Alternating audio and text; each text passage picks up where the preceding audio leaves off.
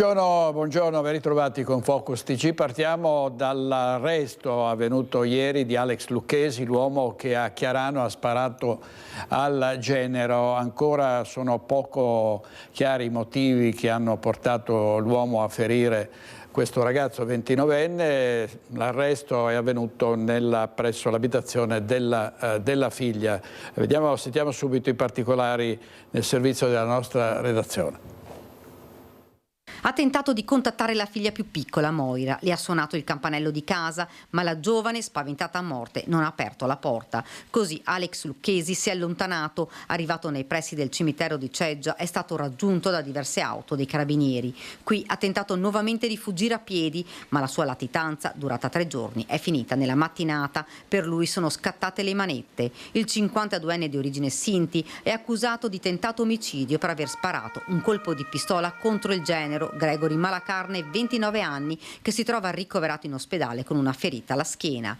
Un agguato fulmineo, è sceso dalla macchina, ha fatto fuoco ed è scappato in una manciata di minuti.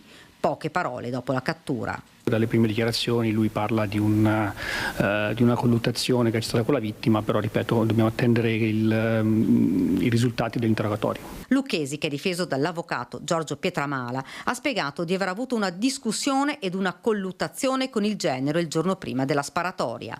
Una questione personale e familiare che dovrà essere chiarita. I carabinieri dovranno anche ricostruire questi giorni di latitanza. Qualche ora fa il 52enne aveva preso un treno da San Donà verso Mestre, ma lui dice di non essersi mai mosso. Queste sono cose che poi dovremmo accertare. Lui ha riferito di non essersi mai mosso da quella zona e di aver appunto cercato di contattare i familiari. Però, ripeto, su questo dovremmo fare degli approfondimenti. Addosso l'uomo non aveva nulla, solo qualche farmaco. Dalla caserma di via Cornarotta è stato portato in carcere a Venezia, dove verrà sentito per l'interrogatorio di garanzia. Poi il fascicolo sulla sparatoria di Chiarano sarà trasferito a Treviso e proseguirà il suo iter. Ora si attendono anche gli accertamenti sulla pistola, una Glock calibro 9 con la matricola a brasa trovata nella borsa della fidanzata di uno dei figli. Per quanto riguarda la pistola dobbiamo attendere l'esame del RIS. Diciamo che da alcuni accertamenti speditivi che abbiamo fatto per quanto concerne soprattutto il munizionamento sembrerebbe che ci siano delle corrispondenze, però lì dovremo poi fare un incrocio con quelle che sono le analisi del RIS.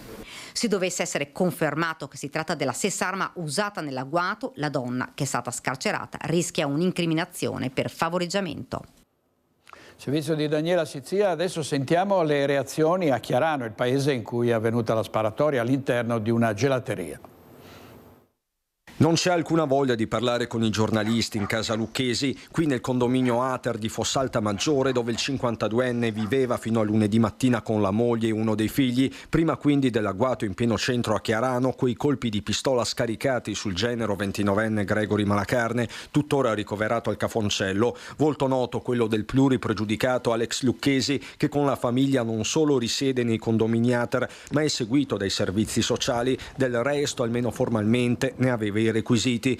Per il primo cittadino leghista una questione di norme nazionali che va regolata una volta per tutte. Ma è un discorso a livello nazionale che dovrebbe essere rivisto in un ampio raggio, ma a livello governativo, non certo locale e comunale. Padroni in casa nostra dovremmo cercare forse di decidere meglio chi ha diritto e chi ha bisogno. Sindaco De Pieri, che se da un lato ringrazia le forze dell'ordine, dall'altro fa intendere chiaramente che Lucchesi deve rimanere in carcere. Ovviamente spero che la riabilitazione venga fatta nei luoghi, nei tempi opportuni. Non a Chiarano? No, perché non abbiamo le strutture adeguate. Visto che comunque la gravità del delitto è elevata, considero che i magistrati sapranno ben valutare che pena applicare. A tirare un sospiro di sollievo nelle ore della fine della latitanza è anche Irina, la titolare del bar dove è avvenuta la sparatoria. Anche per lei sono stati giorni duri, fatti di un clamore che il suo locale, che gestisce da ben 20 anni, certo non meritava. Non ho immaginato comunque che succede qua, comunque, in mia vita, neanche questo non ho immaginato, però lì è... paura è stata più per dipendenti come di altre persone e persone quelle che è dentro. Comunque adesso siamo tranquilli, io penso che non succede più perché abbiamo vicino bravi carabinieri, visto che hanno arrivati tutti i soccorsi, tutto quanto, siamo tranquilli, ma andrà tutto bene, non si sparano più in giro, spero. Regione Veneto e Trenitalia stanno presentando i nuovissimi treni che entreranno in funzione in Veneto. Andiamo in diretta da Filippo Fois che è con il presidente della Regione Luca Zaia. A te Filippo. Buongiorno direttore, buongiorno ai telespettatori di Rete Veneta e buongiorno al presidente del Veneto Luca Zaia. Buongiorno. Dunque noi prendiamo la linea dal deposito ferroviario di Marghera. Alle nostre spalle, li vedete, ci sono questi nuovi treni, non solo Roc che è già noto ai veneti, ma anche dei nuovi modelli che entreranno presto in funzione. Beh, sì, diciamo che questi treni fanno parte di una flotta che noi abbiamo acquistato negli anni, siamo arrivati a 73 dei 78 treni che dovevano fornirci, più 8 ibridi, oggi vengono consegnati i primi 2 e stiamo parlando di una flotta per la quale abbiamo investito oltre 900 milioni di euro, la flotta dei treni più giovane d'Europa se non del mondo, perché l'età media è sotto i 5 anni, sono treni efficienti di ultima generazione. Pensiamo solo all'idea del fatto che questi treni hanno ampia anche disponibilità di carico, visto e considerato che arrivano anche a 312 posti direttamente, ma soprattutto ricordiamo che questi treni vanno nella direzione di essere sostenibili, consumare di meno ed essere molto più efficienti. E allora servire delle tratte un pochino più difficili, un po' trascurate fino a questo momento del Veneto. Abbiamo chiuso la nostra operazione, perché stiamo parlando della Adria Venezia Mestre, per la quale abbiamo investito 73 milioni di euro, è chiusa, è in corso di elettrificazione, quindi diventerà una tratta che potrà ospitare addirittura subito questi treni elettrici che vediamo, questi treni nuovi, che sono i 3 POP qui presentati. E poi abbiamo la Chioggia-Rovigo, Rovigo-Verona, che avranno questi treni ibridi che faranno gasolio e a batterie, che saranno anche queste delle grandi novità. Va definitivamente dismessa quella che è la Vacca Mora, che è il vecchio treno così soprannominato che aveva 60 anni. Per quello che riguarda invece le Olimpiadi di Cortina c'è stato un test che è andato bene. Benissimo, è andato benissimo, fra l'altro al di sopra di ogni aspettativa anche a livello temporale, quindi sappiamo che tra 20 giorni, un mese avremo tutta la pista ghiacciata, perché si è dato l'avvio ieri e ci sarà il primo test event, come si dice, il primo test da fare direttamente con un bob e con la discesa. È preoccupato dai eventuali dazi degli Stati Uniti d'America? I dazi preoccupano sempre, che siano gli Stati Uniti o di qualcun altro, ma noi siamo amici degli Stati Uniti, gli Stati Uniti ci hanno dato mano a avere la democrazia con quello che è accaduto contro la dittatura. Gli Stati Uniti hanno la stragrande maggioranza dei loro cognomi, dei loro cittadini sono europei, e pensate quanti italiani ci sono di origine italiana cittadini degli Stati Uniti. Penso che gli Stati Uniti dobbiamo dialogare, sono degli amici, non dobbiamo guerreggiare, invece dobbiamo stringere intese, perché un asse USA-UE sarebbe un asse assolutamente che ci permetterebbe di fare grandi cose nel mondo, soprattutto arginare il pericolo cinese. Ultima domanda, perché sappiamo che deve scappare. Dai treni passiamo agli aerei. C'è stata una presa di posizione da parte di un consigliere di maggioranza, Gio Formaggio, che ha parlato dei pericoli di una possibile cessione della società che gestisce gli aeroporti del Veneto in mani francesi.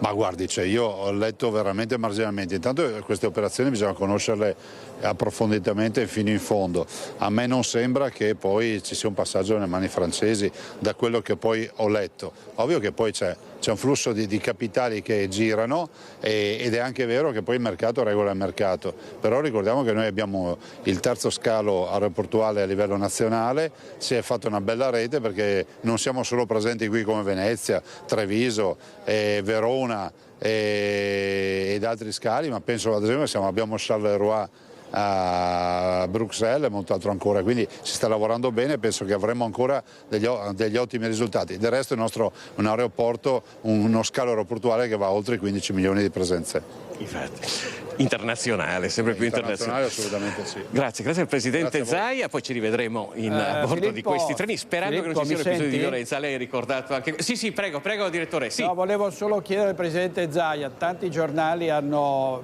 dato molto risalto a quanto ha detto su un negoziato europeo per i dazi, per risolvere la questione dei dazi, e non un incontro, una trattativa bilaterale come proposta da Salvini. Volevo sentirlo su questo. Direttore, purtroppo mi sta mancando la linea in questo momento, ma il direttore mi chiedeva proprio che lei ha dato molto risalto sulla trattativa europea per quello che riguarda i dazi. Ma decisamente sì, l'Europa è il più grande mercato al mondo, buongiorno direttore, il più grande mercato al mondo, 450 milioni di abitanti. È impensabile, inimmaginabile che gli Stati Uniti possano rinunciare al nostro mercato ed è altrettanto vero che noi non possiamo rinunciare a un mercato come quello degli Stati Uniti. Abbiamo origini in comune, siamo amici da sempre, dobbiamo fare in modo che l'Europa sia degnamente rappresentata, perché non è possibile che si vada a trattare col complesso di inferiorità e soprattutto che ci sia sempre questo atteggiamento di scontro, soprattutto adesso perché negli Stati Uniti c'è un presidente che magari qualcuno non è gradito. Nel G7 europeo, degli europei, dei presidenti del G7, l'Italia è in assoluto il paese che non ha fatto campagna contro Trump. E diventiamo noi i pontieri, la porta d'ingresso in Europa, cerchiamo di dar vita a questo asse statunitense europeo, un asse USA-UE che potrebbe permetterci di fare grandi cose, non di fare angherie, ma grandi cose a difesa dei nostri mercati. Grazie direttore. Molte grazie al Presidente della Regione del Veneto, a Filippo Fois, a Sandro Ponchio per la parte tecnica. Adesso andiamo a Mussolente, alcuni ragazzini sono stati feriti da petardi e la sindaca ha convocato i genitori, andiamo da Federico Fusetti a Andrea Benetti. A te Federico. Buongiorno direttore, buongiorno ai telespettatori di Focus TG. Sì, siamo a Mussolente con la sindaca Elena Bontorin. Buongiorno sindaco. Buongiorno a tutti. Allora, ci racconti cosa è successo? L'ha un po' anticipato il nostro direttore, insomma, ragazzini, petardi, pericolo reale. E lei si è arrabbiata. Sì, mi sono arrabbiata, ma in maniera positiva, nel senso che ogni tanto ci sta a arrabbiarsi per prendere in mano la situazione e andarcene a fondo, insomma, della questione. Cosa è successo? È successo che alcuni ragazzini hanno sottovalutato la pericolosità dell'uso dei petardi e al Parco della Vittoria, il nostro parco pubblico, li utilizzavano anche in maniera, insomma, pericolosa, non solo per loro stessi ma anche per chi frequenta poi il parco. È successo che un ragazzo si è anche fatto male, fortunatamente, insomma, dopo un'operazione sembra che stia bene, è tornato a scuola e quindi di questo sono sicuramente felice e contenta. Però un'operazione l'ha subita comunque, quindi non proprio una stupidaggine l'infortunio.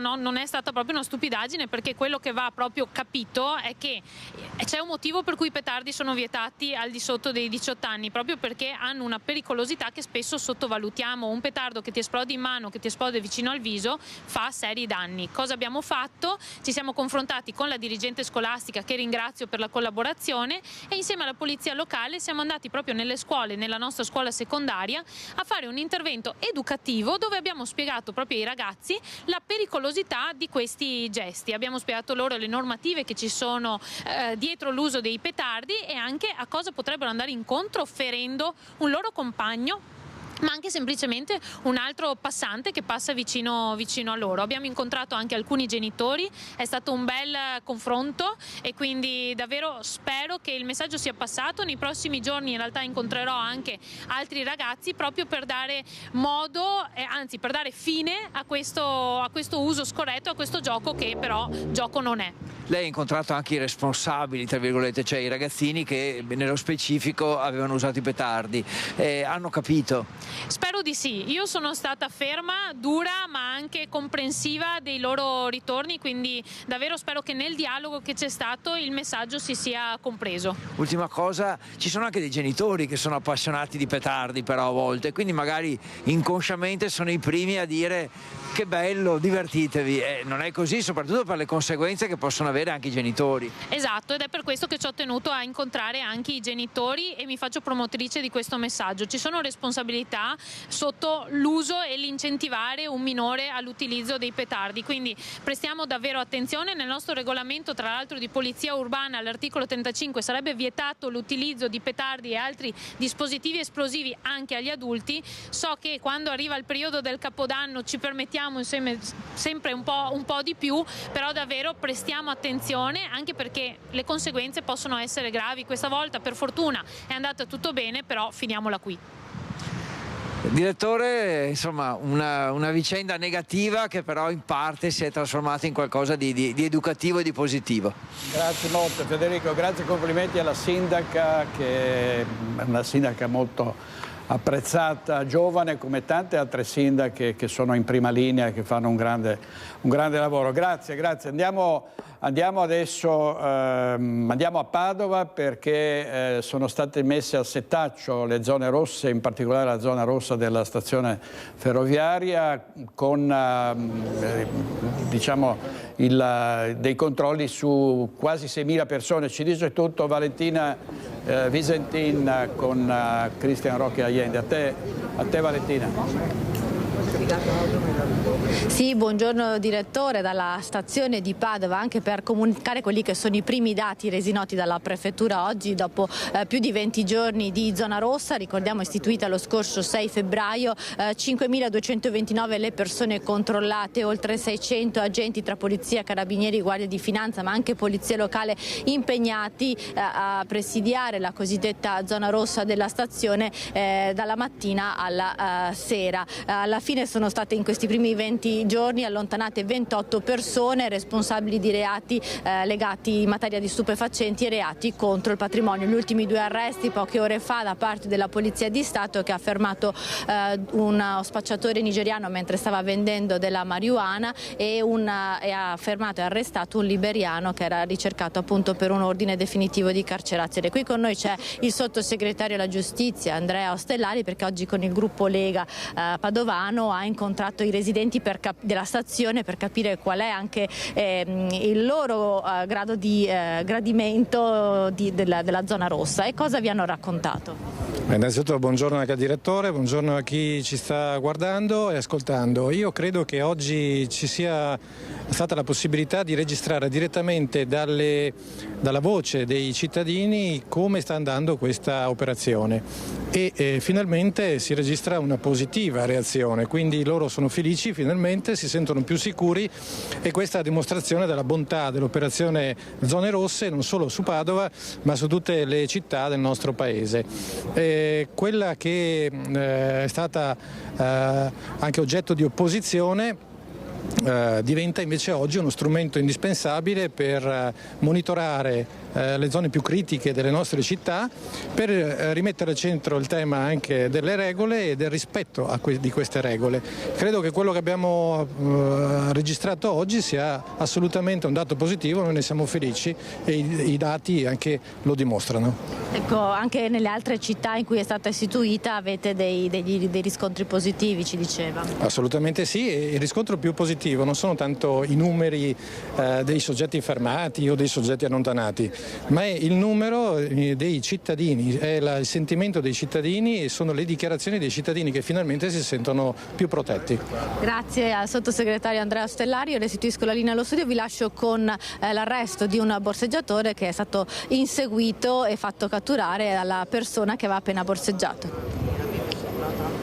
Si è accorta dell'uomo che si muoveva con fare sospetto in tram e dalla sua borsa mancava il portafoglio. Grazie alla prontezza di riflessi di una 24enne bengalese, un borseggiatore è stato arrestato ieri sera a Padova. Si tratta di un 58enne albanese bloccato dalla polizia pochi minuti dopo, proprio mentre tentava di acquistare con una carta di credito 2 oggetti all'interno di un negozio dell'Arcella. L'allarme è scattato intorno alle 19:50 di giovedì. La 24enne del Bangladesh insieme ad un'amica era sul tram all'altezza di Cavalcavia Borgomagno. Dopo essersi accorta che dalla borsa mancava il portafoglio, ha notato l'uomo che scendeva velocemente dal mezzo. Le 2 giovani così non si perdono d'animo, lo seguono fino a quando entra in un negozio e allertano il 113. Sul posto arrivano le volanti della polizia. Grazie alla descrizione precisa fatta dalla ragazza e dalle indicazioni date agli agenti, l'uomo, un 58enne albanese, è stato arrestato all'interno di un'attività commerciale di Via Aspetti, mentre con il bancomat appena rubato alla donna stava cercando di fare acquisti. Lo straniero, senza fissa dimora, era già noto per furti e scippi sempre sui mezzi di trasporto pubblico fatti anche in altre città d'Italia. Momenti di paura in centro a Bassano del Grappa, proprio con il mercato settimanale affollato in pieno giorno, con le prime mascherine in piazza per il giovedì grasso, perché un uomo ha rapinato un negozio di custodie per cellulari. È stato minacciato il commesso con un coltello. Torna l'incubo delle rapine in centro a Bassano del Grappa, dove il commesso di un negozio è stato minacciato con un coltello da un malvivente che se n'è poi andato con tutta la cassa. Il colpo è stato messo a segno poco dopo le 10 del mattino in via Roma, letteralmente a 2 passi dal municipio e per di più in una giornata di mercato, con il centro affollato da turisti, visitatori e dalle prime mascherine a spasso per i festeggiamenti del Giovedì Grasso. Un uomo che viene descritto come un nordafricano dal marcato accento straniero è entrato al Just in Case, un negozio che vende custodie per cellulari. Dopo aver verificato che ci fosse solo il commesso all'interno dell'esercizio commerciale, il malvivente ha chiuso la porta alle sue spalle e ha intimato al giovane di consegnargli subito il denaro. Nel frattempo ha estratto un coltello da una tasca, minacciando il dipendente fino a quando quest'ultimo gli ha dato quel che c'era in cassa. Il rapinatore si è quindi dileguato con 1.500 euro in contanti, scappando in via Roma e facendo perdere le sue tracce. Subito è stato dato l'allarme e in centro sono accorse le forze dell'ordine che hanno raccolto la testimonianza del commesso. La polizia del commissariato bassanese si sta occupando delle indagini, mentre la polizia locale cittadina ha fornito tutte le immagini potenzialmente utili delle telecamere di videosorveglianza della zona. L'occhio elettronico è puntato tanto su Piazza Libertà quanto su via Roma, quindi è plausibile che si possa estrapolare almeno un fotogramma utile a risalire all'identità dell'autore della rapina che ha scosso il tessuto commerciale del Salotto Buono bassanese. E ora, dopo i vandali e dopo l'ondata di furti senza fine, la città ha davvero paura e si interroga sulla sicurezza. Genitori su tutte le furie a Roncade perché sono state trovate delle larve negli spaghetti al pomodoro della messa scolastica. Andiamo in diretta, andiamo subito in diretta da Francesca Bozza. A te, Francesca. Sì, buongiorno direttore, buongiorno ai telespettatori. Insieme a Simone Merlo abbiamo raggiunto la scuola elementare di San Cipriano di Roncade, insieme a me il sindaco Marco Donadel. Buongiorno sindaco, grazie. Buongiorno. Perché chiaramente oggi in paese non si parla d'altro, di quelle foto delle larve nel piatto di pasta al ragù. Ieri i bambini stavano pranzando, le maestre passando tra i tavoli hanno notato, perché erano ben visibili questi vermi tra i rigatoni, hanno chiaramente fatto delle foto, sono scattate le segnalazioni al comune e all'ULS, comune che si è subito messo in azione per una vicenda che sicuramente insomma lascia senza parole, sindaco. Sì, è un fatto gravissimo che ha indignato tutti. Ieri, appresa la notizia, ci siamo subito mossi con i nostri uffici, con il biologo incaricato da noi, il quale è uscito, ha prelevato un campione e mandato al SIAN per i controlli del caso. Oggi sono arrivati anche i carabinieri del NAS. Oggi sono partiti anche i controlli, da quello che mi è stato detto questa mattina, i controlli da parte dei NAS e dell'ASL. Voi chiaramente avete chiesto subito una risposta, delle rassicurazioni alla ditta incaricata, convocando anche un tavolo. Ho convocato per oggi pomeriggio un tavolo urgente con tutti i soggetti coinvolti, ma già dall'inizio di questo nuovo servizio, già da settembre, noi abbiamo fatto decine di controlli, più di 40, sia sulla base delle segnalazioni da parte delle famiglie, sulla base delle segnalazioni da parte dei referenti mensa, ma anche a campione fatte dall'assessore, il quale gira per tutte le mense dell'istituto comprensivo. E naturalmente adesso saranno fondamentali appunto gli esiti di queste analisi che saranno effettuate per capire anche come muoversi. Sì, saranno fondamentali, indipendentemente che questa tipologia di verme fosse stata già presente nell'alimento, fosse caduta non so da dove, o ancora peggio, ma questo non lo voglio pensare, che sia stata messa, ok? A me non interessa, quello che mi interessa è la salute dei miei ragazzi, quindi l'azienda mi deve dare delle risposte veloci. C'è qualche genitore che abbiamo prima raggiunto, che non se la sente in questo momento di parlare davanti alla telecamera, che le ha chiesto proprio in presenza di poter dare dei panini, il pranzo al sacco ai bambini, ma non è fattibile. Purtroppo io oggi non potevo sospendere il servizio e ieri ho ricevuto decine di telefonate dove mi chiedevano la possibilità di far portare il panino a scuola dei propri ragazzi. Non si può fare, questa è una scelta dell'istituto comprensivo che riguarda l'istituto comprensivo con il quale mi trovo anche oggi pomeriggio. L'unica possibilità che hanno è quello di prelevare il proprio ragazzo, portarlo a casa a mangiare per poi riportarlo a scuola. Ma capiamo benissimo quelli che sono i disagi e siamo dalla parte delle famiglie. Ecco, dunque direttore, bisognerà attendere questo tavolo urgente convocato dal sindaco nel pomeriggio alle 15 per capire esattamente quella che è la risposta e quali saranno le rassicurazioni che arriveranno dalla ditta incaricata del servizio mensa. Al momento da San Cipriano è tutto, io ringrazio di nuovo il sindaco Marco Donadel, sindaco di Roncade. Grazie sindaco. Grazie a voi. E torneremo ad aggiornarci con lui appunto nel pomeriggio. Grazie anche a Simone Merlo, la linea può tornare allo studio. Grazie Francesca, grazie molte, anche Simone Merlo, il nostro operatore. Adesso andiamo a Vicenza, sempre in diretta e sempre per riferirvi di un fatto che ha scatenato l'ira dei genitori. C'è una siringa usata che è stata trovata nel giardino di una scuola materna. Ci dice tutto Daniele Garbina. A te Daniele. Buongiorno direttore, buongiorno a te ai telespettatori, confermo, siamo proprio all'interno, davanti il giardino della scuola materna Antonio Fogazzaro, siamo a 500 metri dal Teatro Olimpico, Piazza Matteotti, e confermo proprio la notizia. I bambini hanno proprio trovato, dove sta facendo vedere l'operatore Simone Squarcina, il giardino, una siringa che avrebbero poi consegnato alla maestra, che allarmata poi ha chiamato i soccorsi, ha avvertito le autorità, sono intervenute polizia locale, AIM, GSM per la bonifica. È stato fatto anche un lavoro in questo momento di una transenna, ecco, per limitare. Com'è Mattia Zuccone, del presidente del ciclo degli asili della città? Buongiorno. Cosa pensa di questo innanzitutto un episodio ricorrente? Che succede? Allora, è un episodio che è successo molto grave, noi siamo molto indignati per Vediamo in questo momento stanno uscendo anche i carabinieri, no? Per cui hanno appena fatto una visita. Buongiorno. Avete consegnato qualcosa alla scuola? Sì, hanno chiesto più attenzione, più vigilanza, questo è anche un segnale, no? Era una delle cose che avete chiesto. Noi abbiamo chiesto più controlli, chiediamo appunto che venga fatta e vengano messi, diciamo, degli impianti di telecamere, più controlli, una recinzione più alta, per fare in modo che appunto non ci sia, diciamo, oltraggio di queste persone, e soprattutto per salvaguardare, diciamo, questi bambini che appunto noi concediamo alla scuola. Ecco, è un episodio isolato o si era già ripetuto? Quanto preoccupante è? Perché anche questo poi si ripropone, visto che è scatenato la polemica politica e non solo dei genitori diretti coinvolti. Allora, che sia successo all'interno della scuola recentemente no, che succeda nelle vicinanze della scuola certo che sì, come possiamo notare anche qui sul ponte ci sono, diciamo, degli sbandati dove bivaccano, e quindi di conseguenza si può notare, facendo due passi si può vedere dove ci sono siringhe o altro, semplicemente molto qui vicino, quindi alle vicinanze delle scuole.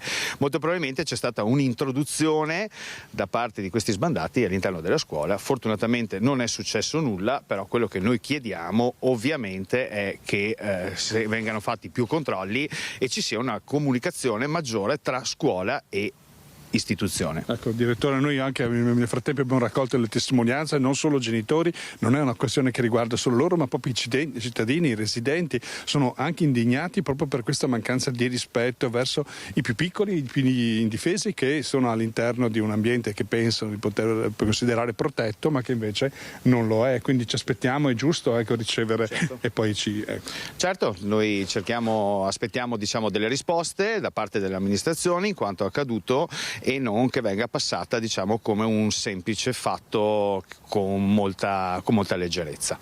Quindi chiediamo più controlli, chiediamo che venga fatta più sicurezza, soprattutto per i nostri figli, che possono prendere questi oggetti come la siringa come un semplice gioco e portare a delle cose molto gravi. Ecco, grazie, intanto buon lavoro, continueremo a seguire la faccenda. Per il momento è tutto alla Vicenza. Il direttore restituisco la linea. Grazie a Daniele Garbina, Simone Squarcina. Torniamo al fatto di cronaca di Chiarano, pistolettata al genero, Alex Lucchesi arrestato dopo aver chiesto aiuto alla figlia, come vi abbiamo detto in apertura di giornale. Abbiamo parlato con il difensore di Alex Lucchesi, l'avvocato Giorgio Pietramala. Sentiamo cosa ci ha detto. Questa mattina lei ha incontrato il suo cliente, cosa le ha detto? Ma innanzitutto l'ho trovato estremamente confuso, ha difficoltà a esprimersi, tra l'altro mi dice di essere anche ammalato, quindi di avere dei problemi di salute, quindi non è stato un colloquio molto chiarificatore. Pertanto, dato che l'interrogatorio la convalida anzi del fermo è domani mattina prima di questo atto tornerò in carcere e vedremo di chiarire meglio. Qualcosa è riuscito a dirle, se si è pentito, se volesse veramente farlo, ha chiesto di suo genero?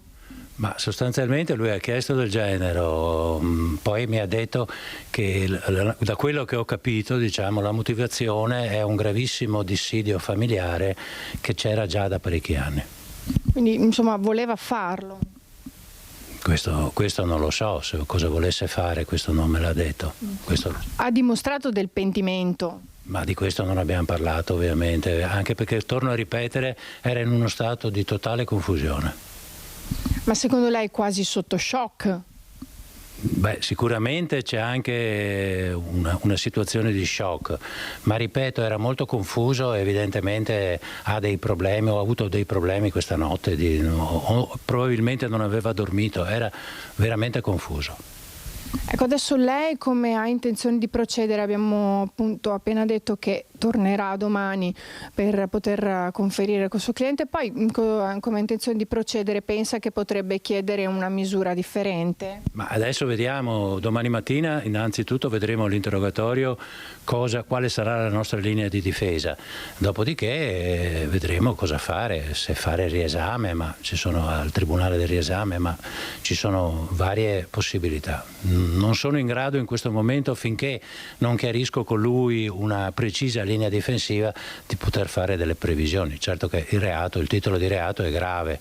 Ora speriamo che questo povero ragazzo migliori e non abbia nessuna conseguenza. Purtroppo è stato colpito alla spina dorsale. Andiamo, grazie a Ilaria Marchiori, all'intervista di Ilaria Marchiori. Vediamo a Padova un uomo che si è accorto di un borseggiatore in tram, lo ha pedinato insieme ad un'amica e lo ha fatto arrestare dalla polizia. Si è accorta dell'uomo che si muoveva con fare sospetto in tram e dalla sua borsa mancava il portafoglio. Grazie alla prontezza di riflessi di una 24enne bengalese, un borseggiatore è stato arrestato ieri sera a Padova. Si tratta di un 58enne albanese bloccato dalla polizia pochi minuti dopo, proprio mentre tentava di acquistare con una carta di credito 2 oggetti all'interno di un negozio dell'Arcella. L'allarme è scattato intorno alle 19:50 di giovedì. La 24enne del Bangladesh insieme ad un'amica era sul tram all'altezza di Cavalcavia Borgomagno. Dopo essersi accorta che dalla borsa mancava il portafoglio, ha notato l'uomo che scendeva velocemente dal mezzo. Le due giovani così non si perdono d'animo, lo seguono fino a quando entra in un negozio e allertano il 113. Sul posto arrivano le volanti della polizia. Grazie alla descrizione precisa fatta dalla ragazza e dalle indicazioni date agli agenti, l'uomo, un 58enne albanese, è stato arrestato all'interno di un'attività commerciale di Via Aspetti, mentre con il bancomat appena rubato alla donna stava cercando di fare acquisti. Lo straniero, senza fissa dimora, era già noto per furti e scippi sempre sui mezzi di trasporto pubblico fatti anche in altre città d'Italia. Preoccupazioni anche in Veneto per i dazi annunciati dal presidente Trump contro l'Europa, preoccupazione soprattutto nell'agroalimentare. Andiamo in diretta da Lucio Zanato. A te, Lucio. Buongiorno direttore, buongiorno ai telespettatori di Diretta Veneta. Come vedete sono con due relatori di questa giornata di incontro organizzata dalla CE di Padova, CE di Padova e di Rovigo qui a Padova appunto. Una giornata di incontro e di confronto tra forze politiche, rappresentanze degli agricoltori e tanti agricoltori, proprio per parlare dei dazi e delle possibili alternative. Allora cominciamo col senatore Luca De Carlo, presidente della Commissione Agricoltura. Intanto una cosa è emersa, che i dazi forse non pagano chi li mette, perché chi mette i dazi aumenta l'inflazione. Beh, non solo aumenta l'evaluazione, aumenta i prezzi per i propri cittadini, quindi notoriamente non è una pratica straordinariamente gradita dalla popolazione di quel governo che la fa. Comunque oggi stiamo parlando di dazi degli americani nei confronti degli europei che esistono già nei confronti dell'Italia per 2 miliardi e sono quelli di Biden, mentre oggi stiamo parlando di ipotetici dazi di Trump, che sappiamo ha ormai una strategia chiara, che è quella di sparare grosso per poi sedersi a un tavolo e contrattare. Adesso dobbiamo capire se siamo in grado di fare un accordo o di contrattare con loro, cioè se l'Europa è solo un'Europa della burocrazia oppure se è un'Europa anche in grado di sedersi a un tavolo con Trump e decidere quello che è meglio per gli europei. E su questo credo che l'Italia debba giocare un grande ruolo, proprio per il fatto di essere l'unico governo stabile in Europa e soprattutto quella che in Europa ha cambiato la visione dell'agricoltura. Questo credo sia innegabile a tutti, anche ai più scettici. Ecco, però c'è qualcuno che dice l'Italia magari avrebbe la velleità di andare a trattare personalmente con Trump, invece bisogna andare a trattare con tutta l'Europa insieme come un solo uomo. Allora, l'Europa può sfruttare il fatto che l'Italia abbia un ottimo rapporto con gli Stati Uniti in generale e particolarmente oggi con il governo repubblicano, e secondo può sfruttare il fatto che sia l'unico governo stabile, dopo che insomma, Germania ha appena votato, in Francia diciamo che sono un po' presi malino, e quindi l'Italia è un governo stabile e quindi l'Italia mette a disposizione la propria capacità di trattare assieme a un alleato storico che è Trump per il bene di tutti, sia dell'America, che e quell'interesse lo farà Trump, che dell'Europa, e quell'interesse lo faremo noi, senza sapere che l'interesse europeo passa anche per gli interessi nazionali di cui noi siamo non solo portatori ma anche eletti per fare, cioè io sono stato eletto per fare gli interessi degli italiani. Bene, e invece siamo con il presidente di CIA Veneto, Gian Michele Passarini, perché qui c'è la preoccupazione degli agricoltori, tra l'altro con una bilancia di produzione un po' sbilanciata verso il vino per quanto riguarda l'export veneto, e questo vino che va molto, il 77% va nel mercato americano. Lei dice l'Europa però deve pensare dei fondi di compensazione se arrivassero questi dazi. Sì, ovviamente i fondi di compensazione di solito li trovi sugli accordi bilaterali, quindi si ragionava anche in termini ad esempio di accordo che oggi è sul tavolo, quello del Mercosur. Sicuramente l'Europa deve trovare i sistemi ovviamente di tutela e di compensazione per quelle che sono le produzioni nostre, e lo diceva bene il senatore De Carlo, lo si fa di sistema europeo, altrimenti andando come singolo Stato magari un giro ti va bene, l'altro giro ci rimani sotto. Oggi noi come CIE diciamo attenzione, siamo in una difficoltà produttiva legata dall'aumento dei costi, questo non è legato a nessun tipo di fattore ma dal fatto che ci sono 2 guerre in Europa e un Covid e quindi una problematica nell'approvvigionamento, una scelta politica rispetto all'energetico anche italiana nostra, quindi un po' di mea culpa lo dobbiamo fare. Abbiamo un clima che non ci vuole bene perché facciamo fatica, i nostri agricoltori fanno fatica a produrre, quindi a portare a maturazione del prodotto, quindi abbiamo la necessità di avere un'Europa sempre più forte che abbia una strategia in mente, ma soprattutto che smetta quell'approccio idealistico e se può dire strumentale di quella che era la visione green che avevamo fino a prima, ma di arrivare agli obiettivi green attraverso uno studio di impatto, attraverso degli strumenti economici e finanziari che i nostri agricoltori possano recepire ed utilizzare. Poi c'è il tema degli altri mercati, ad esempio l'India aveva emesso oggi, direttore, che è un mercato importante, oppure anche il Mercosur, quindi Uruguay, Brasile e Paraguay mi pare. Ma allora oggi nel convegno è emerso un ragionamento che va ad analizzare la situazione geopolitica di oggi. Abbiamo visto la politica di Trump, è una politica su cui ha un mandato specifico dagli Stati Uniti, quindi lui opera su quello che è il suo mandato e quindi c'è una cristallizzazione di certe situazioni. Ovviamente un continente come l'Europa non si può fermare rispetto a questo, deve cominciare a guardare quali sono le opportunità che ci sono all'interno del sistema mondiale. Partendo dal presupposto, noi europei siamo produttori di alto valore aggiunto. Qual è la difficoltà? La difficoltà è di governare questi accordi bilaterali. Lo dicevo prima, occorrono principi di reciprocità nei paesi emergenti, nei paesi dove i mercati oggi non riusciamo a penetrare, come ad esempio quelli del Mercosur, è dato dal fatto che oggi ci sono dazi, quindi torniamo lì, no, il tema dazi non giova mai a nessuno, che arrivano fino al 55% per quanto riguarda ad esempio i nostri vini, se pensiamo, o i nostri prodotti. Quindi è chiaro che oggi bisogna concentrarci su quella che è una bilateralità sicuramente degli approcci di apertura rispetto alla possibilità di conquistare nuovi mercati, ma con la prudenza e la tutela che sono per i nostri agricoltori. Ci sono clausole di salvaguardia, ci sono fondi che si possono mettere a disposizione, il miliardo di euro che oggi l'Europa mette a disposizione per gli eventuali danni compensativi del Mercosur non sono sufficienti, perché sono 1 miliardo di euro per 27 paesi. Ora guardate qual è il nostro PIL veneto, noi esportiamo circa 7 miliardi di euro per quanto riguarda la nostra produzione all'estero, quindi ecco, il rapporto lo capite da voi che è insufficiente. Ecco, quindi il messaggio è che qui non ci si piange addosso ma si pensa a delle soluzioni. Una piccola postilla che ci interessa per il senatore Luca De Carlo, perché lui fa parte anche della Commissione Industria, ma è vero che si incontra con Elkann?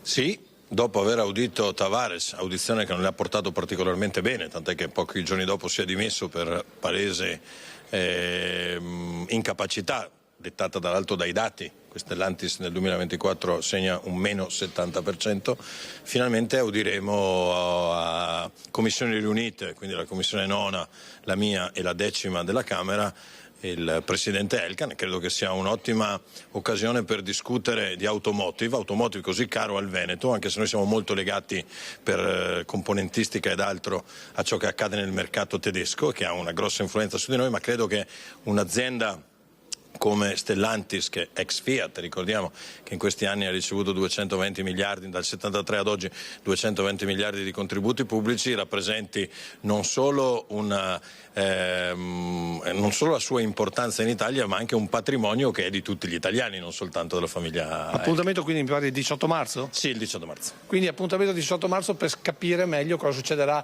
all'auto italiana e anche all'agricoltura nei prossimi giorni. A te la linea, direttore. Grazie molte a Lucio Zanato, a Nicoletta Rizzetto, l'operatrice, ai loro ospiti. Grazie anche a Tony Esposito e Andrea Basso che sono oggi in regia. Vediamo i titoli del Corriere del Veneto. Olimpiadi, avviato l'impianto della pista da bob, sarà l'ultima nel pianeta ad essere costruita ex novo a Cortina d'Ampezzo. I giochi invernali a Cortina, 2 settimane senza scuola, i bus saranno usati per spostare gli atleti. Gravissimo, chiede del suo cane Chetti, l'animale arriva all'hospice di Adria e lo veglia fino alla fine. La questione dei vermi nella pasta di cui abbiamo parlato poco fa, le aste giudiziarie, champagne, mucche e Rolex a prezzi stracciati, cosa si può comprare?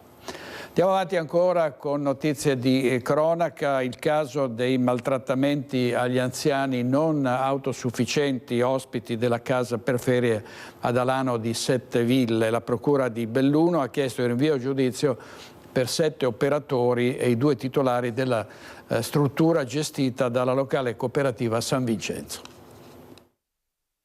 L'orrore della vicenda, che risale a maggio del 2023, che è emersa solo nel giorno dell'udienza preliminare davanti al GUP di Belluno Elisabetta Scolozzi, emerge dagli atti del fascicolo delle indagini condotte dai carabinieri di Feltre e delegate dalla procura, che aveva ricevuto la segnalazione di un dipendente. Dietro all'immagine serena della casa vacanze per anziani ad Alano di Sette Ville si sarebbero celate azioni disumane nei confronti di 36 ospiti della struttura gestita dalla cooperativa San Vincenzo. I titolari, Emanuele Auletta di 33 anni e la moglie Maria Iavazzo di 30, entrambi di Pederobba, sono accusati di circonvenzione di incapace e riciclaggio. Per la coppia e altri 7 dipendenti, 4 della provincia di Treviso, 2 vicentini e un padovano, l'accusa è di maltrattamenti, dall'uso di cinture di contenzione agli strattonamenti, manate, pizzicotti, somministrazione inadeguate di farmaci da parte di addetti non infermieri, incuria dell'igiene personale degli ospiti, nella stragrande maggioranza bellunesi.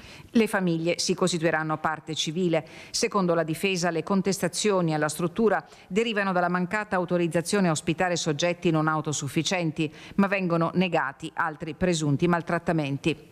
Le indagini si sono avvalse delle immagini impresse da microcamere installate dai militari dell'Arma nella struttura, che hanno agevolato a ricostruire un quadro degli orrori. La prossima udienza è stata fissata per il 2 aprile. Troppi incidenti sulle piste di sci, purtroppo c'è stato anche il mortale del 14enne ragazzino che è finito contro un albero a Cortina d'Ampezzo, un 13enne. Andiamo in diretta da Fabio Fioravanzi. A te Fabio.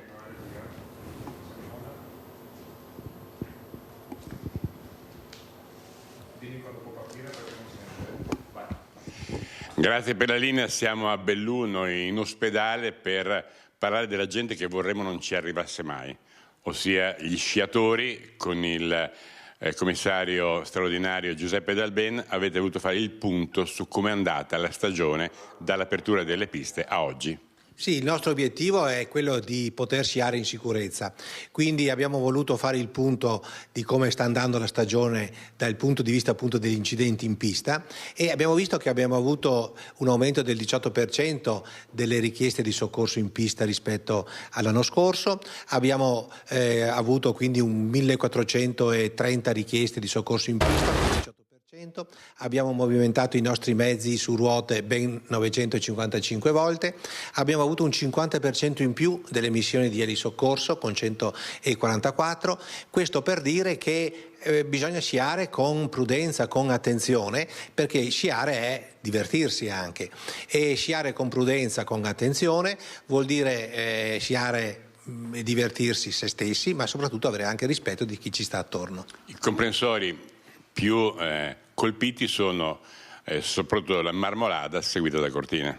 Assolutamente sì, sono i comprensori quelli più, come dire, affollati, diciamo così, quelli più gettonati da parte appunto dell'utenza, e un 39% arrivano appunto dal comprensorio di Arabba Marmolada, un 31% dal comprensorio appunto di Cortina e così via. Insomma, ecco, sono richieste di soccorso che per il 50% hanno un codice verde, e per un altro 30% ce l'ha giallo, resta anche, ci sarà un 5% anche di codici rossi. Che purtroppo significa trovarsi di fronte a situazioni anche drammatiche come quella vissuta anche recentemente. Non gliel'ho chiesto prima, non vorrei fare una domanda involontariamente a tranello, ma avete per caso osservato da quali province sono più indisciplinati? No, questo tipo di osservazione non l'abbiamo fatta, insomma, però possiamo dire che la gran parte della gente che affolla appunto le nostre piste sono gente che arrivano dal Veneto, dalle regioni contermine, oppure appunto da fuori Italia, insomma, non abbiamo un dato preciso della provenienza delle richieste di soccorso in base alla località da cui questa gente proviene. Qui dove ci troviamo 87 interventi di chirurgia ortopedica per infortuni di sciatori. Sì, di cui 13 pediatrici. Il San Martino di Belluno è il nostro hub appunto provinciale, ci arrivano i casi di maggior peso per quanto riguarda appunto il traumatismo sulle piste. Ricordiamo, sono appunto fratture di arti, fratture di bacino in particolare, a volte ci sono appunto degli interventi molto complessi da fare, e il San Martino risponde bene a questo. Una volta l'ortopedia era un vanto di Cortina, si tornerà a fare sanità, si tornerà a operare a Cortina? Assolutamente sì, il progetto che la Regione ha pensato e su cui si sta lavorando e quindi si sta realizzando a Cortina è quello del Codivilla Putti, che sarà un ospedale con 86 posti letto, avrà un'area medica ma avrà soprattutto un'area chirurgica, in particolar modo dedicata all'ortopedia, quindi alla traumatologia, quindi troveremo a Cortina il Codivilla che magari tanti ricordano ancora. Anche perché non doverli portare in elicottero o in ambulanza da Cortina a Belluno è un vantaggio anche per il paziente stesso, per quella che è poi la sua strategia di sanità portata il più vicino possibile al paziente e non il paziente costretto a raggiungere gli hub sanitari. Sì, questo è l'obiettivo che ci siamo posti, cioè quello di portare le cure sanitarie il più vicino possibile alla persona che ne ha appunto bisogno. Il fatto che a Cortina l'anno prossimo avremo un ospedale importante, 86 posti letto, ripeto, ha questo significato. Ultima cosa, dato che siamo entrambi di pianura, a uno sciatore che venga dalla pianura qui a Belluno dove lei è commissario, che consiglio darebbe? Per sciare, parliamo ovviamente che venga per sciare. Sì. Beh, intanto essere preparati, che vuol dire fase di preparazione a casa, in palestra, la ginnastica prescistica è assolutamente ottima, importante. Quando si arriva sulle piste, fase di riscaldamento prima di affrontare la discesa vera e propria, e poi scegliere la pista che è confacente alle proprie capacità di sciatore in sostanza. Quindi molta attenzione, molta prudenza, perché, ripeto, sciare sicuri è motivo per poter effettivamente divertirsi. E nel salutarvi allora il maestro di sci che ha partecipato alla conferenza stampa che si è appena svolta, infatti ha detto un errore frequente è quello di scendere dalla macchina, mettersi gli sci e andare a sciare. Bisogna un minimo prepararsi, ambientarsi, scaldarsi, perché quello può essere il modo per poi arrivare alle prime discese impreparati. Da Belluno è tutto, grazie e buon lavoro. Grazie a Fabio Fioravanzi e a Stefano Bozzi, il nostro operatore. Restiamo sulle montagne venete perché ieri è stata avviata la refrigerazione dello Sliding Center alla presenza del sottosegretario, alla presenza del Consiglio Morelli e anche dell'amministratore delegato della Simico Fabio Massimo Saldini. Sentiamo. Siete pronti? 1, 2, 3 e viva le Olimpiadi! Adesso i compressori sono attivi e stanno producendo acqua refrigerata. Una impressione a caldo. Spettacolare. Nel cuore dello Sliding Center, la pista olimpica di bob, slittino e skeleton, dentro la centrale di refrigerazione, al sottosegretario alla presidenza del Consiglio dei Ministri Alessandro Morelli l'onore di pigiare lo start all'attivazione della sala macchine che da sabato avvierà il ghiacciamento del tracciato con una potenza complessiva di quasi 4 megawatt e mezzo. Il fluido vettore per la prima volta al mondo è il glicole che viene raffreddato nella centrale frigorifera e pompato lungo tutto il circuito. Emozione di orgoglio per aver creduto fin dal primo momento in questa operazione, un'operazione che, ricordiamolo, ha visto sì un investimento legato allo Sliding Center, ma si porta dietro oltre 1 miliardo di euro di investimenti che verranno realizzati da qui ai prossimi anni e che cambieranno il volto non solo della statale Alemagna ma del Veneto. Le fasi di lavorazione sono addirittura d'arrivo e già si guarda alle scadenze per la preomologazione dal 24 al 31 marzo, quando a testare la pista arriveranno 30 atleti delle federazioni internazionali con i massimi esperti delle specialità di scivolamento su ghiaccio. Siamo riusciti a fare un'opera d'arte che unisce l'ingegneria, l'architettura, l'artigianato. Viene tirato il cemento come nei restauri. Questo ci permette, con un errore di 1 o 2 millimetri, di avere meno difficoltà poi a tirare il ghiaccio. Infatti abbiamo cominciato a ghiacciare, già oggi cominciamo a ghiacciare, contiamo che per la settimana prossima già i primi settori si vedono. Non c'era il presidente della regione Luca Zaia, annunciata e annullata in poche ore la sua presenza alla cerimonia per sopraggiunti impegni istituzionali. Né da Palazzo Balbi né da Palazzo Ferrofini è stato inviato un rappresentante regionale all'evento.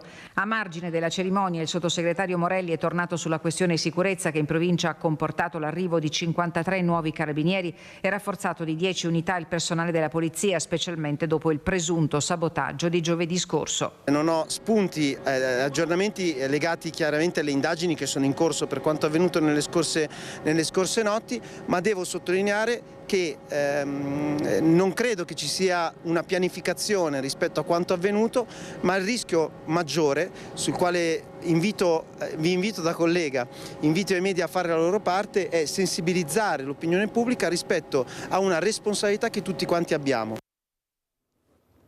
Allora, vediamo una foto dal Corriere del Veneto, è Bebe Vio che ha postato la prima foto con il fidanzato Gianmarco Viscio, ex calciatore, 10 giorni in modalità aereo in questo paradiso, la felicità di una grandissima campionessa della scherma. Torniamo alla cronaca nera, dalle ricostruzioni delle telefonate di quel maledetto 31 maggio 2024 vi facciamo ascoltare gli audio degli ultimi disperati attimi di vita di Patrizia, Bianca e Christian travolti dal fiume Natisone.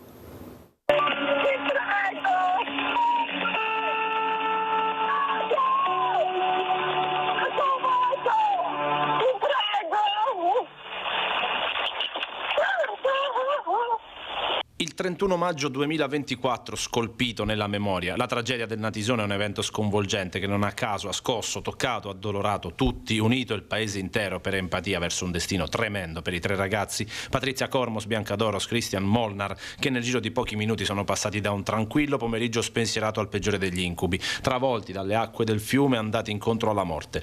Quei 41 minuti d'attesa tra la prima telefonata di Patrizia e l'inghiottimento dei 3 ragazzi da parte del Natisone sono stati lunghi momenti di di angoscia, ansia, terrore.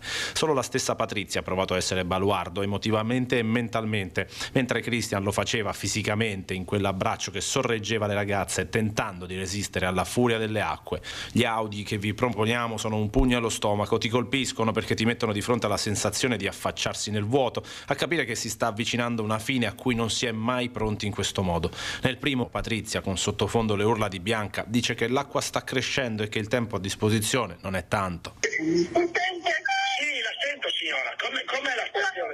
L'acqua sta crescendo, non abbiamo tanto tempo, la prego! Il secondo audio è quello in cui invece Patrizia fa riferimento alla necessità dell'intervento dell'elicottero perché il tempo a disposizione è sempre meno. Si capta, in mezzo ai tanti ti prego di Patrizia, tutta la fatica fisica, emotiva, nonché lo strazio di trovarsi in una situazione che sembra sempre più senza via d'uscita. Ma dobbiamo arrivare, Ci vuole con l'elicottero perché non so se potete salvare. Sì, noi abbiamo attivato anche quello. Va bene? Perché non ce la facciamo più. Mancano neanche 2 minuti, c'è l'acqua tutta, non possiamo neanche prenderci da qualcosa. Infine il terzo audio, quello che inevitabilmente raggela il sangue più degli altri, l'ormai famosa canzone I'm Still Here, scelta per le chiamate in attesa in una brutta ironia della sorte, quasi perversa, come se fosse quello che Patrizia intende, che sta urlando, si mescola alle grida di panico dei 3 ragazzi che cercano di urlare al telefono, a chi impotente guarda dalla riva o dal ponte, forse al mondo intero, che sono ancora lì, prima dell'ineluttabile fine che li ha accomunati in un destino tragico.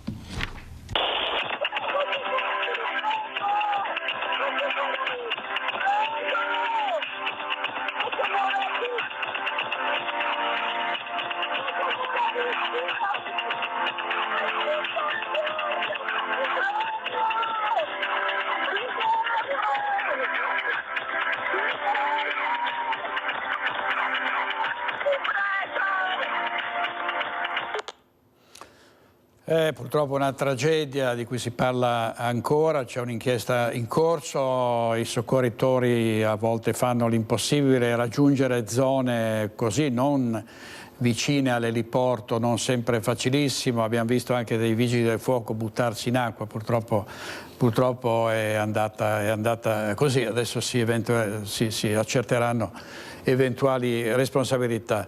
E il nostro Francesco Pezzella della nostra redazione di Udine ha parlato con la mamma di Patrizia in diretta commentando gli audio shock delle telefonate fatte da sua figlia ai soccorritori. Sì, la sento signora, com'è la stazione? L'acqua sta crescendo, non abbiamo tanto tempo, la prego! Sì, questa è l'ultima chiamata che si vede che ha capito il pericolo, che l'acqua stava sempre più vicino a loro, quindi erano disperati, poverini. Non oso neanche immaginare quello che hanno provato in quei istanti. È il giorno della pubblicazione degli audio originali relativi alla tragedia del Natisone che si è consumata il 31 maggio del 2024. Riascoltando questi audio scorre un brivido lungo la schiena di ogni persona che può solo provare ad immaginare i momenti che hanno vissuto Patrizia, Bianca e Christian. Tra questi audio ce n'è uno inedito che vi facciamo ascoltare con le urla dei ragazzi che inermi attendono i soccorsi mentre suona la musichetta I'm Still Here, mentre sono in attesa di una risposta da parte dei soccorritori. A commentare con noi questi file c'era proprio Mihaela, la mamma di Patrizia, che ha rivissuto quei terribili momenti. Ma dobbiamo arrivare, Ci vuole con l'elicottero perché non so se potete salvare. Sì, noi abbiamo attivato anche quello. Va bene? Perché non ce la facciamo più. Mancano neanche 2 minuti, c'è l'acqua tutta, non possiamo neanche prenderci da qualcosa. Sì, qua lei proprio chiede l'elicottero. Lei ha capito il pericolo, che lì nessuno li poteva salvare perché erano comunque distanti dal ponte, distanti dal margine, solo l'elicottero li poteva prendere lì dal mezzo al fiume. Quello che non capisco io, perché non hanno capito chi è in dovere di attivare subito l'elicottero. Perché già dalle 29, quando loro mi hanno chiamato e detto che sono circondati dall'acqua, già da lì chi conosce il posto sapeva che non serve tanto che il fiume si riempie. E adesso c'è quella parte che è probabilmente la parte più straziante, perché i ragazzi vengono messi in attesa ma la registrazione cattura, oltre alla melodia di I'm Still Here, anche quello che avviene sotto.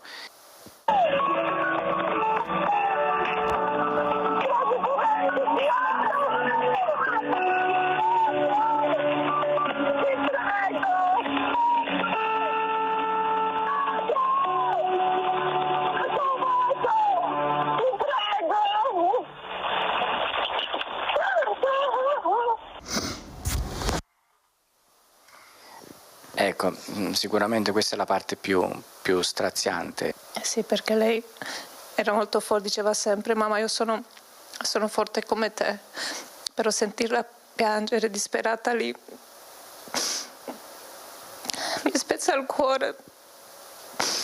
Mi spezza il cuore perché non l'ho potuto aiutare.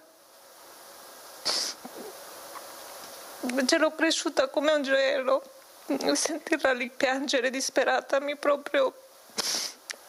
spezza il cuore, che si sentiva lì soli, abbandonati, chissà cosa le è passato per la mente, magari non ci rivedrà mai più. Io ho 42 anni, vivere con questo dolore per quello che mi resta veramente non so questi signori. Io non voglio giudicare nessuno e non ho con i vigili, non ce l'ho con nessuno. Io dico solo che si poteva fare di più per questi ragazzi. E non si deve mai ripetere una cosa del genere in nessuna parte del mondo, da nessuna parte.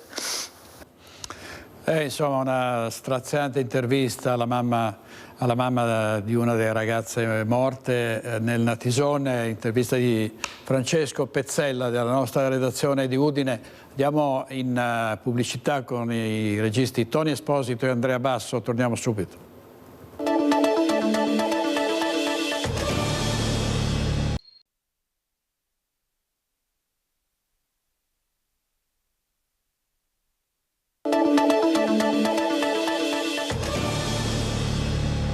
Continuano in Veneto, e non solo in Veneto, anche in Friuli Venezia Giulia, le razzie di ladri e rapinatori che fanno spaccate nei negozi, entrano nelle abitazioni private. Andiamo in diretta da Francesca Bozza e con il numero 1 dell'associazione Furti in Corso. A te Francesca. Buongiorno direttore, buongiorno nuovamente. Ci siamo spostati di qualche chilometro, eravamo prima a San Cipriano, ci siamo spostati in centro a Roncade e abbiamo raggiunto Cristian Demma, presidente dell'associazione Furti in Corso. Buongiorno Demma. Buongiorno a tutti, buongiorno direttore. Come hai detto tu direttore, purtroppo non si fermano i furti, rapine e spesso sono proprio le abitazioni ad essere prese di mira, come è accaduto nella frazione di Borgo Verde a Preganziol. Il ladro, perché quello immortalato alla telecamera è uno solo, ma probabilmente saranno stati più di uno, che sono entrati in questa abitazione addirittura armati di piccone, perché le telecamere hanno immortalato questo. Sì, assolutamente, sembra atteso veramente un'uscita improvvisa della padrona di casa, perché non era veramente prevista un'uscita, e dopo 13 minuti, perché poi con le telecamere è riuscita a vedere, sono entrati dentro questa abitazione sfruttando un piccone anche abbastanza importante, quindi rompendo tutti i chiavistelli delle porte, degli scuri, e poi anche internamente proprio sono andati ovunque a cercare oro e via, in maniera un po' più dettagliata, cioè proprio cose preziose, lasciando anche lì cose magari luccicanti, chiamiamo così, ma che sapevano benissimo che non erano magari di valore.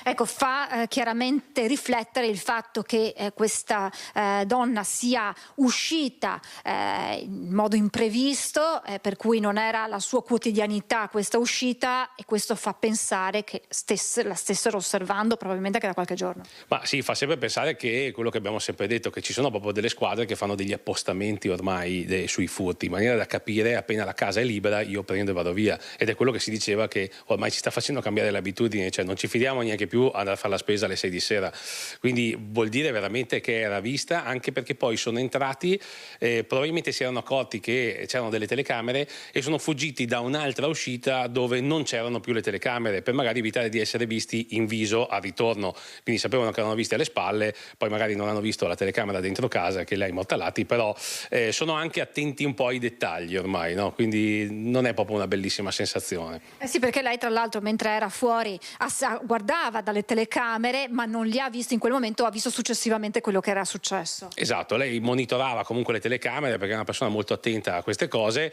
e vedeva semplicemente l'animale domestico che aveva in casa, il cane, che aguzzava un po' le orecchie e via, però anche quello non si è mosso, non ha fatto nessun genere di, magari hanno usato qualche apparecchio o qualcosa per fermarlo, bloccarlo, intimarlo, e alla fine purtroppo si è resa conto solo all'entrata che era tutto divelto e tutto distrutto.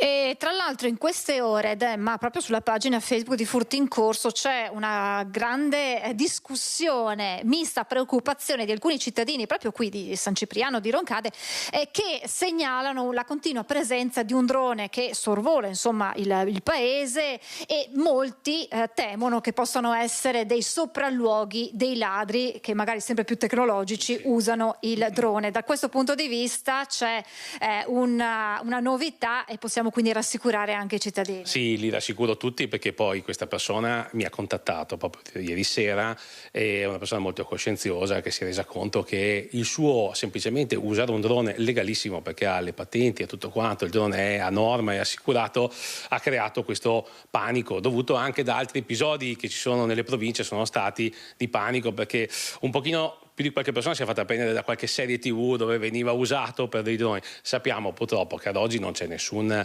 pregresso per l'uso dei droni, e in più diciamo che ahimè abbiamo visto che non hanno bisogno di droni, loro stanno lì, vedono quando usciamo, entrano e vanno via, non vanno a investire migliaia di euro su un drone che alla fine non gli porta nulla, anzi bisognerebbe avere un drone con le termocamere, cioè cose che oggettivamente non credo neanche, posso dire, abbiano la testa di usare. Dai, voglio anche un po' denigrarli questi ladri, perché ogni volta sembra che sono semplicemente della gente che insomma si diverte normalmente a usare il drone. Adesso lui ha detto che ritirerà un pochino la situazione perché ha creato un pochino di panico, ma insomma un po' anche ingiustificato.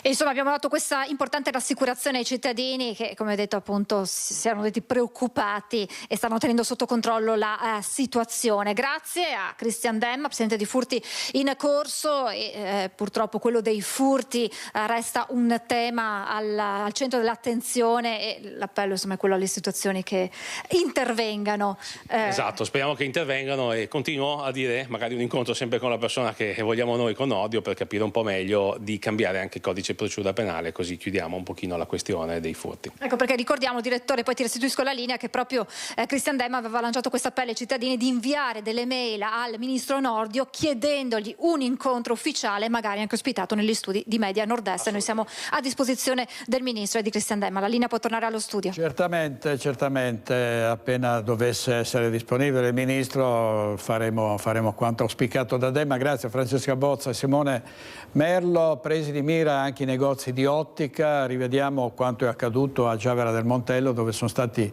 portati via centinaia di occhiali. Il negozio è coperto da impianto di sorveglianza, impianto di allarme, che è stato comunque preventivamente coperto da due pannelli insonorizzanti nella parte esterna, e ci siamo accorti noi anche poi in seconda battuta durante la giornata di ieri.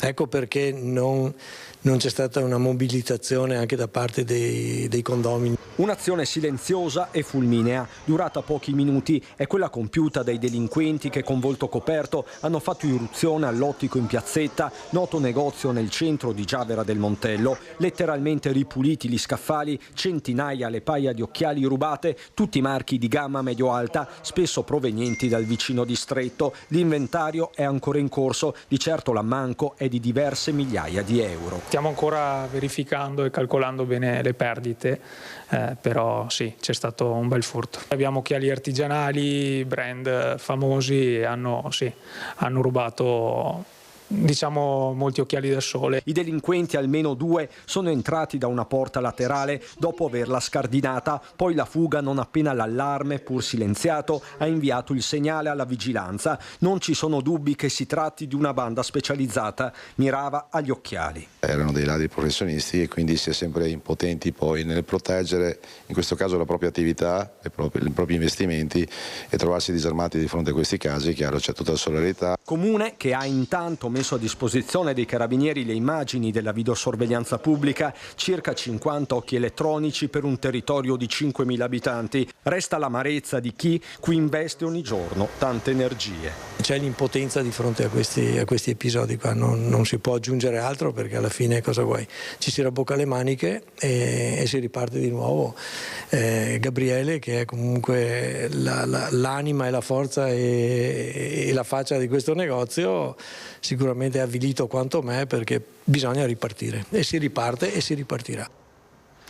Si riparte e si ripartirà al servizio di Christian Arboit. È il caso della finta badante accusata di omicidio. Sono stati sospesi per 1 anno dalla professione i farmacisti che, secondo gli investigatori, le avrebbero venduto dei medicinali senza le necessarie prescrizioni. Sospesi per aver venduto benzodiazepine senza le previste prescrizioni alla badante 46enne arrestata a dicembre con l'accusa di omicidio aggravato, tentato omicidio e rapina ai danni di anziani che assisteva. I carabinieri di Vicenza hanno dato esecuzione ad un'ordinanza di misura cautelare personale interdittiva nei confronti di 2 farmacisti di Vicenza e del suo Interland, provvedimento che arriva nell'ambito delle indagini delle settimane scorse a seguito dell'arresto della donna, condotte dai militari del nucleo investigativo di Vicenza insieme al NAS, che hanno effettuato degli approfondimenti sulle posizioni di alcune farmacie. Nel corso delle indagini è stato appurato che i gestori responsabili di queste farmacie avrebbero venduto alla donna poi arrestata medicinali a base di benzodiazepine che in alcuni casi erano destinati alla cessione a terzi da parte dell'indagata senza la presentazione di una valida prescrizione medica, la cosiddetta ricetta bianca, o proprio in sua assenza. Ai 2 farmacisti è stato temporaneamente vietato l'esercizio della professione per 1 anno. Servizio di Luisa Bertini. E sono più di 76.000 le firme per chiedere la liberazione immediata del cooperante italiano 45enne originario del Lido di Venezia. L'attenzione sulla vicenda è sempre massima. Sentiamo Lorenzo Maia. Ci sarebbe una prova certa inviata alla Farnesina circa un mese fa sul fatto che Alberto Trentini, pur detenuto in carcere in condizioni durissime e privato dei suoi diritti fondamentali, si trovi in discrete condizioni di salute e vivo. In che cosa consiste questa prova? Però nessuno si sbilancia, ma l'avvocato Alessandra Ballerini, che assiste con tenacia la famiglia Trentini fin dall'inizio, ne è certa. Sono superati i 100 giorni di detenzione nel carcere in Venezuela per il cooperante italiano 45enne originario del Lido di Venezia, ingiustamente detenuto in carcere dal 15 novembre scorso. L'attenzione sulla vicenda resta più che mai alta. La petizione, con raccolta di firme online sulla piattaforma Cergi.org, è arrivata a quota 76.899 firme. Che qualcosa potrebbe muoversi presto ce lo si augura e lo si percepisce anche dal fatto che in questo momento particolarmente delicato nemmeno il portavoce della famiglia e degli amici Luca Tiozzo può parlare, un silenzio carico di speranza. È stato messo online un collage di foto e volti e c'è anche una nuova canzone, secondo atto di Alberto Libero. Il delegato del sindaco all'isola, Alessandro Scarpamarta, lancia un appello a far lavorare le diplomazie e presto potrebbe partire un digiuno a staffetta per la liberazione di Alberto. Ci auguriamo che al più presto Alberto Trentini rientri a casa. C'è stata la fiaccolata al Lido di Venezia assieme agli amici, alla comunità del Lido, del comune di Venezia, momento di preghiera appunto davanti alla chiesa di Sant'Antonio. Ci auguriamo che al più presto le autorità venezuelane, europee e italiane riescano a trovare un dialogo e portare al più presto a casa dai suoi familiari Alberto Trentini. Il dramma delle persone che si ritrovano con le abitazioni occupate abusivamente è successo ad un vicentino che ha chiamato la polizia. Occupazioni abusive, blitz delle forze dell'ordine in via del Cavalcavia a Vicenza. È il proprietario di casa a lanciare l'allarme. Ha provato a entrare nella sua abitazione ma non c'è riuscito, scoprendo che l'appartamento è occupato. Gli agenti della questura, con l'unità cinofila antidroga delle Fiamme Gialle e la polizia locale, entrano in azione, circondano l'area e si introducono nell'appartamento, dove trovano 3 tunisini irregolari in Italia e con precedenti per droga, reati contro la persona e il patrimonio. L'abitazione viene riconsegnata al legittimo proprietario, mentre i 3 stranieri accompagnati in questura sono stati denunciati per occupazione abusiva. Uno dei 3 uomini, che ha già violato l'ordine del questore di abbandonare l'Italia, è stato accompagnato al centro per i rimpatri di Milo, in Sicilia, per essere espulso. Lo stesso accadrà agli altri 2 se non lasceranno il territorio nazionale entro 7 giorni, come da ordine firmato dal questore di Vicenza. Ma il tema delle occupazioni abusive continua a far discutere, così come il degrado subito da chi vive nella zona tra Viale Trissino, Borgo Casale e San Pio X. Come nelle altre zone, non né più né meno, cioè così dappertutto. No. Purtroppo la città è diventata così. Si evita di uscire la sera? Sì, io evito di uscire la sera se posso, sì. Adesso esco in macchina. Per il momento adesso è abbastanza tranquillo. Un poco tempo fa c'erano dei personaggi di colore in bicicletta, avanti, indietro. C'erano un sacco di monopattini, biciclette, ragazzini che di notte, di sera, cioè i miei ragazzi sono pure fuori, ma erano tutti dei movimenti strani. Servizio di Carlo Alberto Inghilleri. Vediamo adesso a Padova lo sfogo di alcuni residenti nelle case di edilizia residenziale di via Pinelli, che chiedono che partano i lavori di manutenzione. Facendo manutenzione, sto pitturando l'interno perché è pieno di muffa, e essendo che l'esterno ha perso la sua il suo colore? No, l'impermeabilità. Allora l'acqua non scende, e penetra all'interno dei muri, e all'interno poi si fa muffa ed è pieno i bagni, le camere da letto e cose. C'è chi parla con la tuta da lavoro macchiata di vernice perché si sta dipingendo la casa per togliere la muffa, chi pota le piante dell'area verde pubblica. I residenti delle case ERP di via Pinelli, del quartiere Crocefisso di Padova, hanno denunciato i problemi e la scarsa manutenzione degli alloggi, una situazione che va avanti da tempo, dicono. Siamo da 25 anni al buio notturno, non esistono impianti di illuminazione notturni. Da sta parte di qua, parliamo di queste case qua, perché qua ce n'è uno doppio, qua non ce n'è neanche uno, quindi abbiamo chiesto di mettere almeno 4-5 pali. I tetti, se guardate, ci sono le tegole nei canali e cose, e viene fuori, c'è acqua nelle camere da letto, vicino alle grondaie. L'acqua quando piove, invece di andare nella grondaia, viene fuori dalle grondaie e poi si impregna nei muri. È una cosa impressionante. Non si può sotto i portici, quando piove. I portici stanno gli avvallamenti, bisogna prendere la gondola per uscire da casa. Le infiltrazioni d'acqua e i segni del tempo all'esterno del condominio sono ben visibili e i residenti chiedono interventi urgenti. Siamo sempre col telefono in mano a chiamare il comune perché abbiamo bisogno di potature di alberi, sfalcio d'erba, tinteggiature, come potete vedere da 25 anni che non si tinteggiano i muri, quando c'è una legge comunale che dice che ogni 10 anni andrebbero tinteggiate. Ad ascoltare le loro rimostranze la consigliera della Lega Eleonora Mosco, che attacca l'amministrazione sulle politiche abitative. Sono oltre 1.800 le domande che sono presentate e ad oggi sono 11 gli alloggi assegnati, per cui si potranno evocare 1.500 cause, 1.500 procedure burocratiche, oppure ci aspettiamo il classico tentativo di scaricare la responsabilità del comune in capo ad altri enti. Però questi sono i numeri e queste sono le storie, perché dietro a questi numeri ci sono le storie di residenti. Su 1.659 alloggi ERP, oltre 360 appartamenti sono sfitti, denuncia Mosco, e solo 32 sono in fase di manutenzione. Prima di parlare, di dire che a Padova va tutto bene, consiglio di fare delle passeggiate nei quartieri, di parlare con i cittadini che per il loro senso civico oggi questi quartieri resistono, ma perché si mettono a fare i lavori famosi di pubblica utilità. Ma non è così che funziona.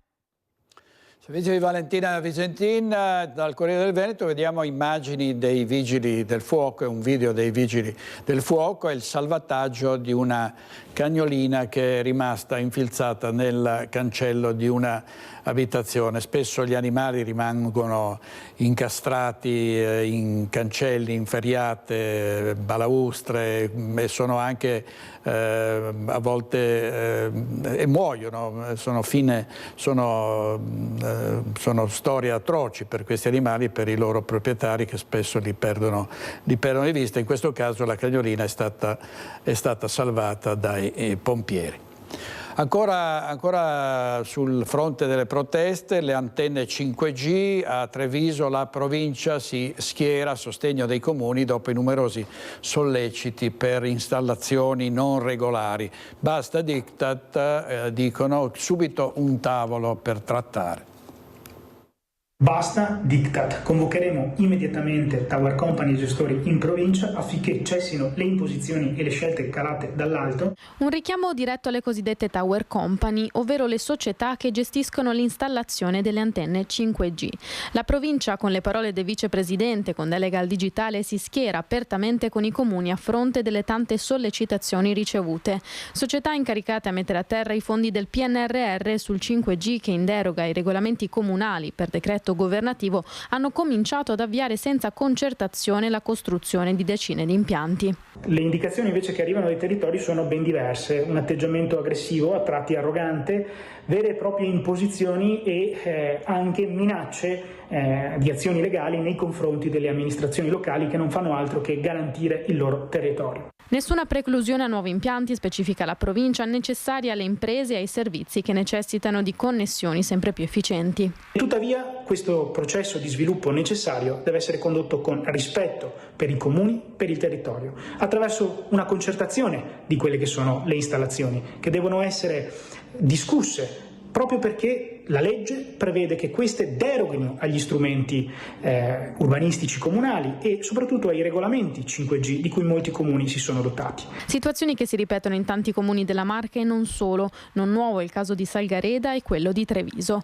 Vicepresidente di provincia che si muove nelle ore in cui Marco Turato, sindaco di Pederobba, ha bloccato con un'apposita ordinanza urgente i lavori di installazione di un'antenna 5G di 70 metri davanti al cimitero di Covolo. L'intenzione della provincia è quella appunto di convocare tutte queste realtà unitamente alle istituzioni coinvolte, Infratel e il Ministero dello Sviluppo Economico, affinché per il territorio della provincia di Treviso si trovi una condivisione che parta dal buon senso. Servizio di Heidi Kaliman, vediamo un titolo dalla tribuna di Treviso, portano l'anziano a prelevare i soldi per risarcire un falso incidente, 2 arresti a Zero Branco e poi un tentativo di truffa dello specchietto sventato dai carabinieri che sono intervenuti nell'ufficio postale di via Noalese. In manette un 23enne e una 29enne. State attenti, fate la massima attenzione perché siamo circondati da truffatori di ogni risma. Andiamo in pubblicità ancora con Tony Esposito e Andrea Basso, torniamo subito.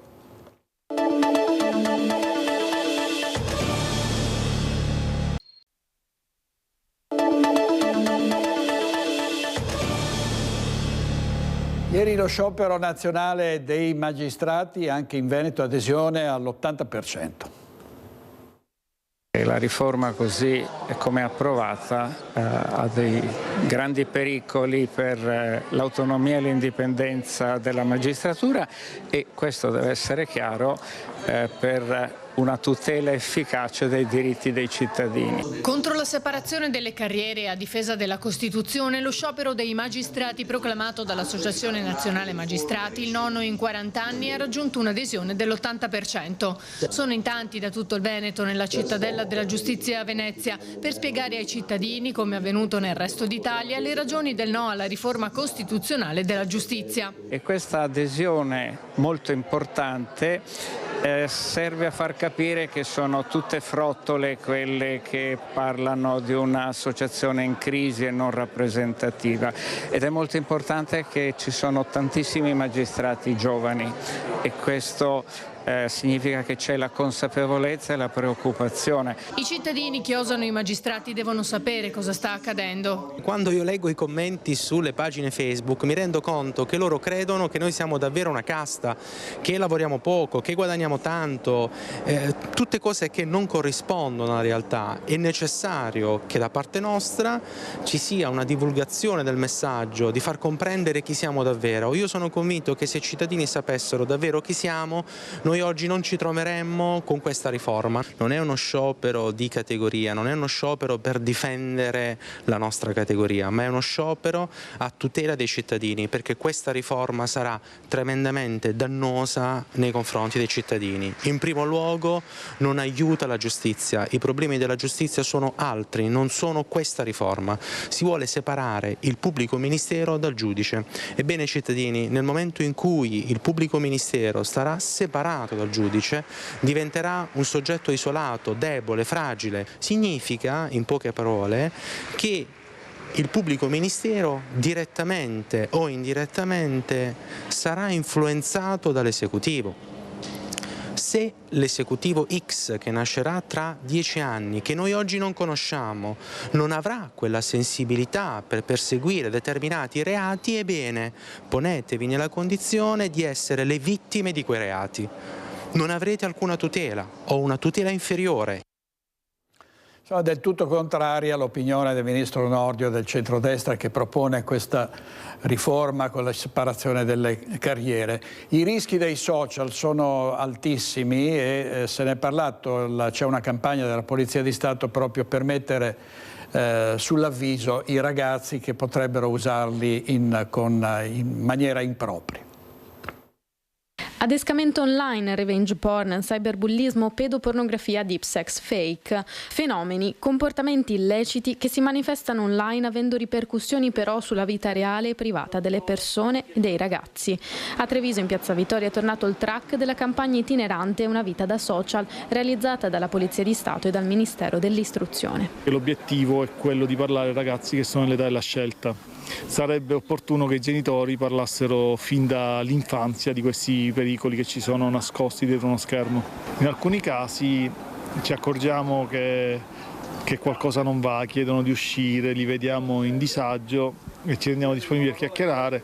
Alcune volte ci raccontano, altre ci limitiamo a lasciare i nostri recapiti. In una sola mattina sono circa 300 i ragazzi tra i 12 e i 16 anni che hanno partecipato alle spiegazioni e alle lezioni di sicurezza online. L'obiettivo: prevenire episodi di violenza, diffamazione e molestie online. La polizia stradale ci ha parlato delle prevenzioni sugli incidenti stradali, anche sulla guida sicura, mentre la polizia postale ci ha parlato dei reati del web. La cosa che mi è rimasta più impressa è che come la vita di una persona può cambiare. I rischi sì, sapevo che si correvano di rischi, però non sapevo quanto gravi potessero essere. Oggi abbiamo capito come i social possono influire sulla nostra vita, perché da una ragazzata possiamo trarne dei rischi molto alti.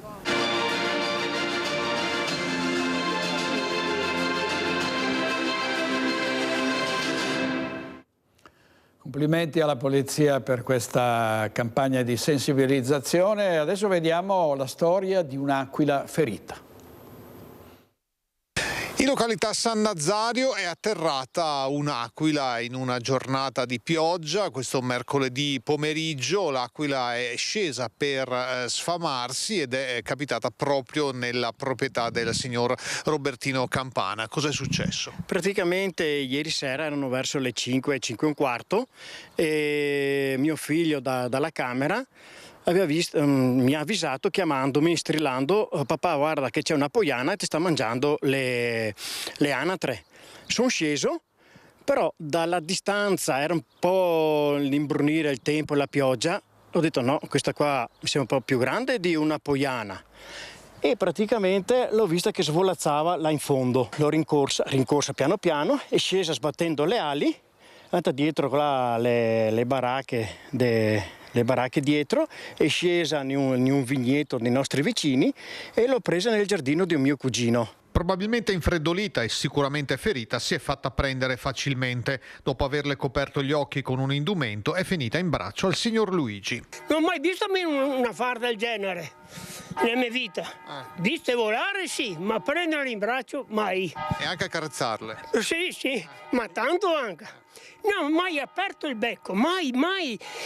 Avevo le zampe qua nella cinghia e le toccavo così in calinga, ma mai fatto così, mai. Una roba meraviglia. Da queste parti gli animali selvatici non sono una novità. C'è stato l'orso una dozzina di anni fa, arrivano caprioli e volpi in cerca a loro volta di cibo. L'aquila è un rapace che abita nel massiccio della Grappa da sempre, da quando mi ricordo io che ero bambino. Normalmente anni fa ce n'erano qualcune in più, adesso sono rimaste pochissime. Questa comunque si fa vedere quasi tutti i giorni che sorvola la zona di San Nazario. L'aquila è stata affidata al centro rapaci di Fimon per le analisi e le cure. Spero che la molleranno qua, insomma, ancora nelle nostre zone e chissà di vederla ancora, insomma, ecco.